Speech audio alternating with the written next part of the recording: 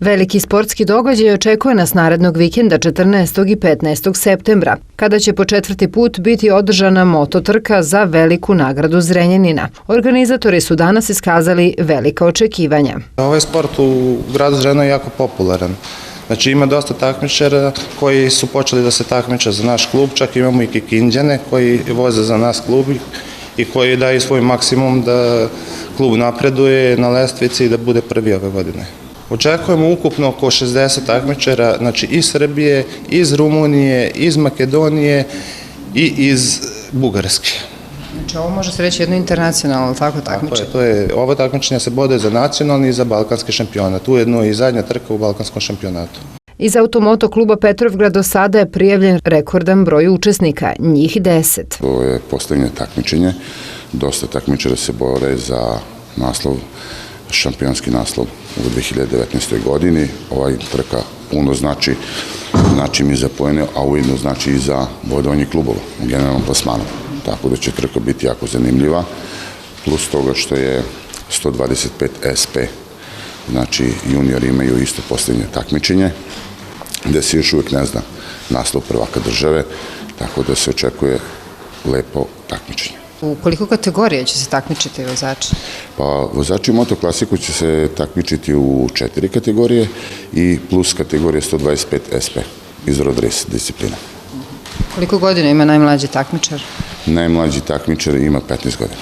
O značaju ovakvih događaja za Zrenjanin, kao i humanitarnom karakteru, govorio je predstavnik gradske uprave. Pre svega mi se trudimo, imamo dobru saradnju sa svim nacionalnim gradskim savezima, pa tako i sa Moto savezom Srbije i ta saradnja oličena je kroz, evo sada već, tradicionalnu moto trku u našoj industrijskoj zoni. Naša ideja je da pored promovisanja industrijske zone promovišemo i motosport, to smo uspeli i učinili u svim ovim dosadašnjim trkama, jer se to iskazuje i kroz broj takmičara koji sve više raste u našem Automoto klubu Petrovgrad, koji ima takođe velike ambicije za ovo takmičenje tokom vikenda. Veoma je drago da je ta saradnja dobra, evo ovim putem pozivam i sve naše sugrađane da dođu u našu jugoistočnu zonu, jugoistoku kod Dečke i da podržimo sve takmičare koji će stvarno prikazati jedan atraktivan program i nadam se da će nas i vreme poslužiti i da ćemo moći da se podičimo kako smo organizovali još jedan odličan sportski događaj u našem gradu. A da li su preduzete sve bezbednosne mere?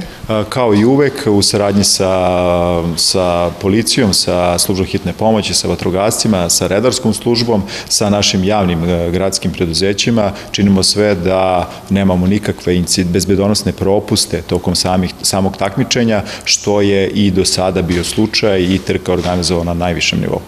I ovaj sportski događaj, kao i niz prethodnih, takođe ima humanitarni karakter. Jeste, trudimo se ove godine da u saradnji sa našim institucijama u gradu sprovodimo akciju Sportom za bolje sutra, koja ima za cilj da poboljša uslove naših mladih za bavljanje sportom i za obrazovanjem. Do sada se priključio veliki broj klubova, ali i saveza, znači nacionalnih granskih saveza preko reprezentativnih utakmica koje se organizuju u našem gradu i nadamo se da ćemo početkom sledeće godine imati jednu pozamašnu svotu novca s kojom ćemo moći da usrećemo one kojima je to najviše potrebno. Lepo vreme, bezbednost na nivou, veliki broj učesnika iz zemlje i inostranstva dovoljan su razlog da vikend posvetimo mototrkama.